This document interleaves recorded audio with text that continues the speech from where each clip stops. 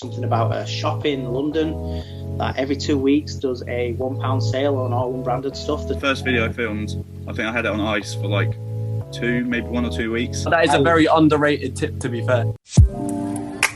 Hussle, the fashion selling community. Hi and welcome to Hussle, a community that Ethan and I have set up for resellers to connect, share and grow together. And we are on a mission to help out every single one of you. So every time you watch us, like us, comment, share, subscribe, you are helping us get one step closer to helping out every single person in this potential community. And if you want to get more involved, our link is in the description down below. And thank you very much for all of your help.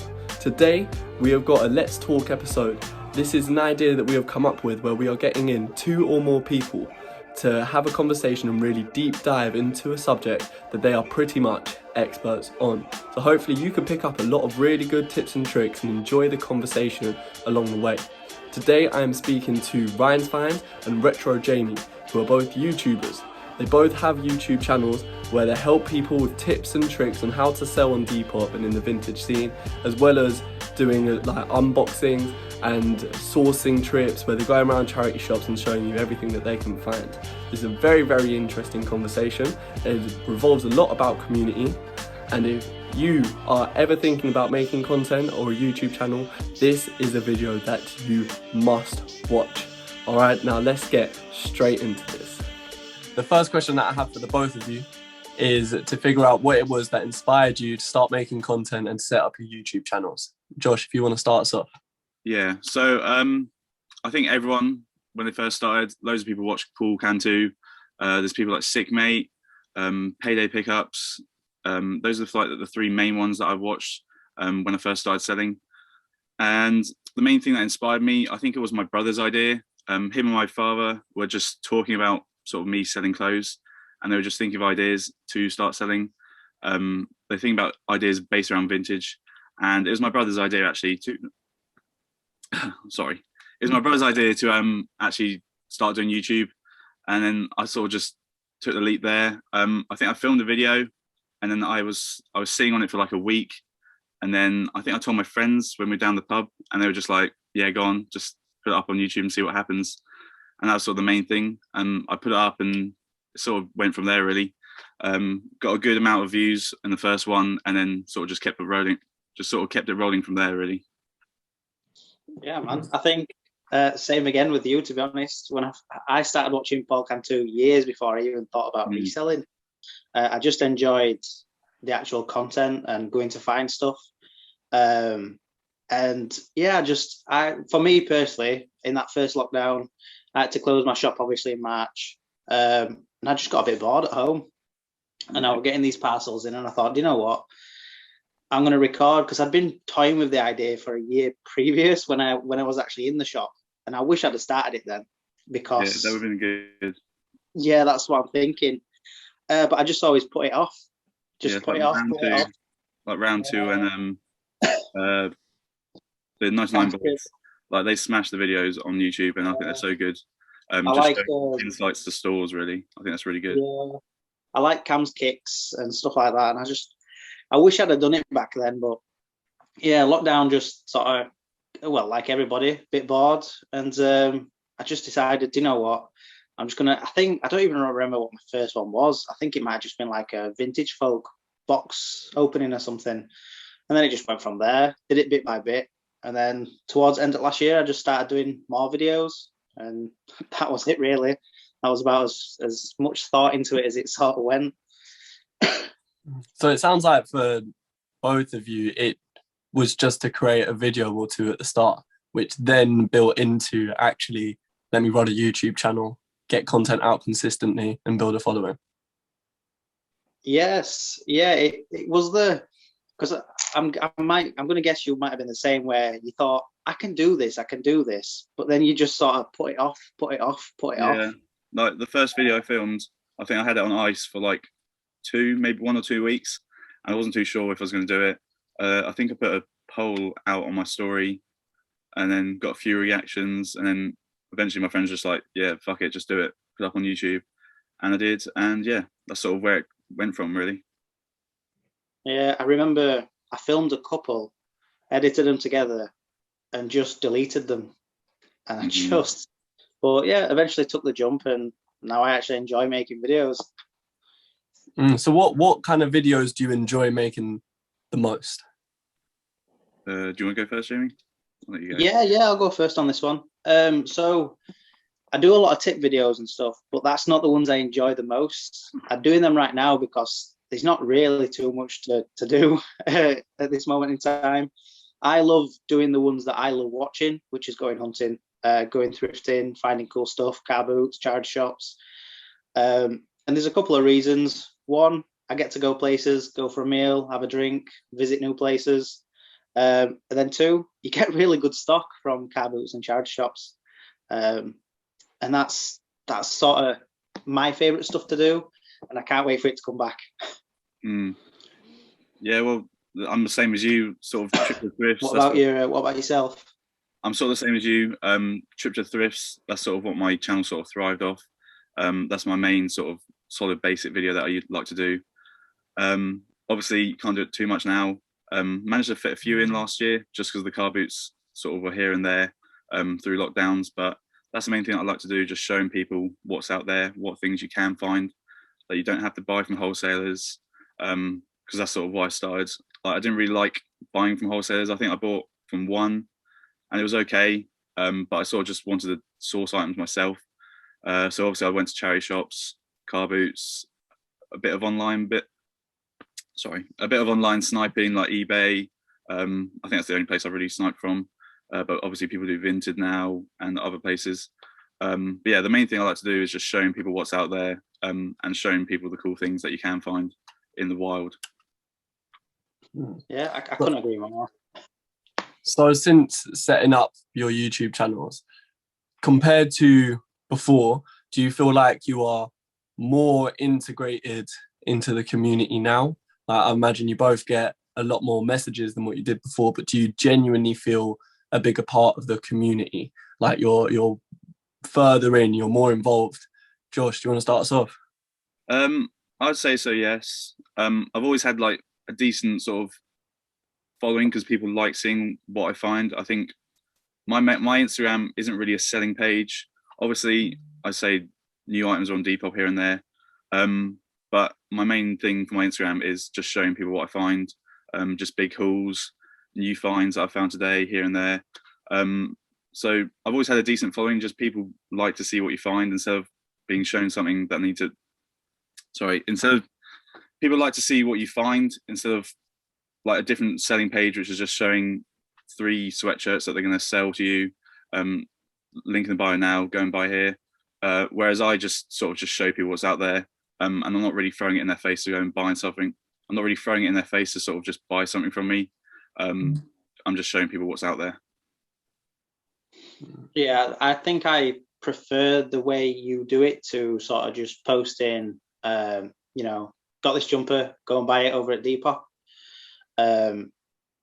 Because it's more sort of conversational in the comment section and stuff. And it just brings a bit more like people commenting, but like being a part of the community thing, I was never really a part of it before. I always just put my items on Depop, sold them. That was it. And then when I opened the shop, I completely came off Depop, so I was definitely not part of any community then. And then when I came back, I didn't really go into the community again. I just put my stuff on Depop, sold it. It was just the YouTube videos that sort of brought me into the community. But I don't think it's really brought me into like a Depop community. I think it's more of a YouTube reselling community. Get a lot of eBay resellers and stuff. I think with the videos that you do, there's lots of tips and tricks, which with the whole lockdown, COVID, there's so many new resellers. So they're going to be searching stuff like that, what to do on Depop, eBay, stuff like that. So I think that's sort of why your videos at the moment, there's just so many views. I'm guessing your view retention is just really high because people just watch the whole video through just because they want to learn tips and tricks, stuff like that.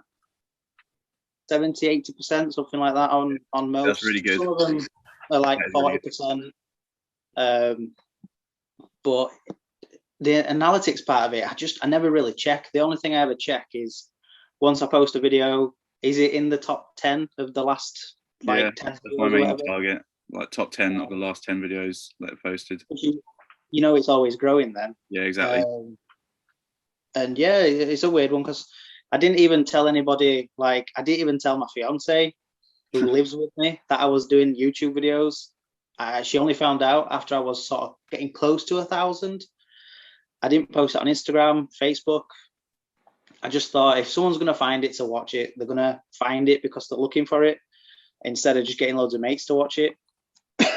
What did she think you were doing, just talking into a camera all day then? Well, she sleeps quite late into the day compared to me. She goes to sleep at like 4 a.m. I go to sleep at like 11 at night. I get up at 7. She gets up at midday. So I got a lot of spare time in the morning to record and stuff. Now she knows, obviously. But yeah, she didn't know. And it were only when somebody messaged on Depop saying, "Oh, I've been watching your videos. They're really good." And she was like, "What are they talking about?" And I was like, "Oh yeah, I've been doing these videos. I've got about 60 of them so far." And yeah, that were a fun little conversation to have. So both of you have definitely got more involved in the community since starting up your YouTube channel. And one thing that we found that once we got more involved in the community after starting Hussle is we have just found so much information. Like there's so many tips and tricks which we had no idea about, or like finding wholesalers, building a relationship with wholesalers and how to do that. We didn't realize before. And I was just wondering, even if it is just knowing what content to put out, what has changed for you since being more involved in the community? Jamie, what do you think? So when I first started doing the videos, obviously, you know, not many views, a couple of people started watching, started chatting, and the Syed bales that I ordered, that wasn't even me. That was a guy asked me if I'd ever ordered them and if they were any good, and I just thought, you know what, I'll give it a shot. Ordered it, obviously liked it, as evident by since. And it's just people sort of saying, "Oh, have you tried this place?" No, but let me take a look. And then I remember, I can't remember her name, but a girl on her live said the stuff that I like to sell. And I was like, I didn't even know this place existed. Messaged them now, and after COVID, I'm going to go down, take a look, have a good look. I think for me, it's been talking to people just that like the same stuff. But I do find I talk more to eBay resellers because I sell vintage clothing, but I really enjoy watching sort of people sell anything. So I don't really talk too much or comment too much on Depop sort of stuff. I don't know why. I never really have. A lot of your videos are about Depop. That's what would confuse me. I always thought you'd have so many Depop sellers sort of trying to talk to you. Yeah, I do get a lot of Depop sellers messaging and asking like, "Oh, can you take a look at the shop and stuff?" Or you know, or where can I get a bale, or this, that, and the other. But when it comes to actually sort of having a chat, like a community kind of thing, I've found eBay resellers I seem to talk to the most, like George Ross. I really enjoy having a chat. A couple in America. I've run into him a few times. Have you? See, I would love to meet the guy. I've been watching him way before I started even reselling. Yeah, I don't know why I don't talk to as many Depop resellers. There's a couple I talk to a lot, but I don't know why. I think it's because my day's so filled with vintage clothing and Depop. When I'm actually sat down at the end of the day and I want to have a chat about something, I kind of keep it away from vintage clothing. Yeah, that makes sense. Josh, what have you found since starting up your YouTube channel, the difference? I say I get a lot of love just for showing what I find. Just people like seeing that. I don't really know why, but I sort of get it because when I watch people like Paul Cantu, it's always exciting just to see what price he's paying. Sorry, it's always exciting to see what price he's paying for certain things. I think it's just that fact of you don't know what you're going to find. So that's sort of what I get a lot of love for mostly. I don't really like selling too much. In an ideal world, I would have loads of money and just sort of buy stuff and find stuff. I think that's my favorite thing to do. I'd rather just travel and just sort of show people what's out there. I sort of just say I don't really speak about sort of reselling on Depop. I obviously do like tips and tricks here and there on YouTube, but those are the sort of things that people search for, like how to's, what to. So people like those videos and find them helpful, especially with like new influx of like all these new resellers coming up through COVID. Obviously, I don't know what's going to be like after COVID. But overall, I don't really speak too much about sort of reselling on Depop to certain people. Mainly just sort of I mainly just talk about like the clothing that I find and sort of what's out there. That's sort of my main favorite thing to do when talking about clothing. It's funny, you see, the thing you said about you prefer the hunting and the finding the clothes.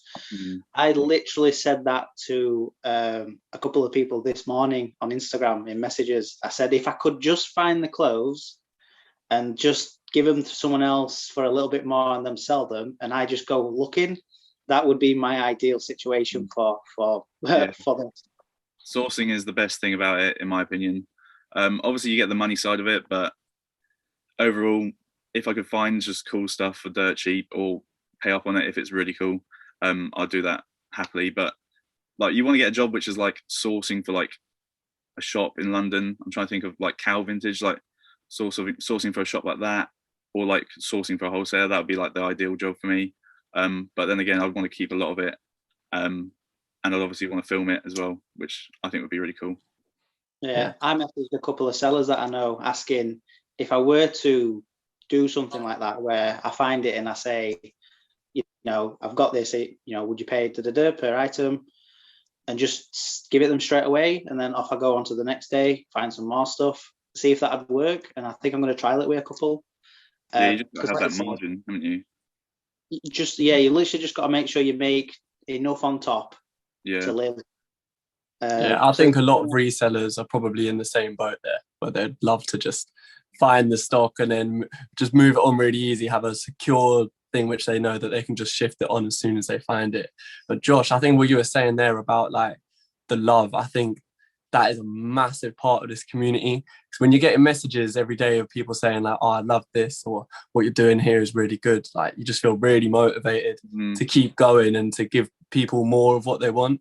And yeah, it's just regardless of like content or anything, like it's just a really nice feeling to have, to know that people are loving and respecting what you're doing. Appreciate your content. It definitely motivates you a lot more. Obviously, you have your down days where you just like don't really want to do anything, especially like now when you can't really source at all, apart from like online sniping and wholesale. But then again, it's all part of the whole thing, reselling. I enjoy also like watching eBay sellers. I like seeing what sells on eBay as well, just random things. I think it's always interesting, like people like Rally Roots. Do you watch Rally Roots, Jamie? I do, yes. Yeah. I find that always interesting just to see what they're selling over in America, and how easy they have it in terms of sourcing than people in the UK. Yeah, it's crazy the difference. The video where you got all those shoes and just instantly passed it on to the other reseller, that's the kind of thing I'd like to do. Just make just enough on top to just keep going. So if you guys had someone message you and they were thinking about setting up a YouTube channel, and you could only give them one piece of advice for growing an audience or just making a good channel, what would that advice be? Jamie, do you want to start us off? Just do it. Make the channel and start posting. Because I wasted years thinking about it, because I first started reselling on Depop 3 and a bit years ago, and I'd even thought about it then, and I just didn't, and I wish I had. So just do it. The content and getting better at it, like, you know, editing and stuff like that, I think it just comes along with making more videos. The more you do it, the better you get. So just do it. Just make the channel and start posting. Yeah, that's probably number one. And then I'd say in terms of content, just do what you like, show what you want. And I always like say to myself, if I like it, there's definitely a few people out there who will like it as well. So just do what you want, do what you enjoy, do what makes you happy. Don't sort of just fall for like certain things, like spending this much, showing certain things. Just do what you want, I think, is the main thing. So there you have it, there's the conversation, and I hope you guys enjoyed it just as much as I did and picked up on a lot of tips and tricks, because it was full of them. And please do not underestimate the tips that both Ryan's Finds and Retro Jamie gave at the end there about just starting. Any idea you have, just get going with it. Even with Hussle, Ethan and I were sat on this idea for ages. It must have been even just a year into reselling, and we've been doing this for 3 years now, that we first had the idea. Only got going with it about 6-7 months ago, and even before that we were really trying to work out exactly what this would be for 6 months, and then it only really became something once we started doing work, once we put it to action, started posting on Instagram and creating content left, right and centre. And now it's got to the point where it is today, where we're very proud of it, but still with a lot of potential and a lot of things to do. So please, please, please, anything, any idea that you have got, just get going with it. The success will come. You will work out how to do it best along the way. But like I said at the start, if you want to get more involved in the community, the link is in the description down below, as well as the link for Ryan's Finds and Retro Jamie. Catch them both lovely guys, both very heavily involved in the community, and they are both here to help you. See you later.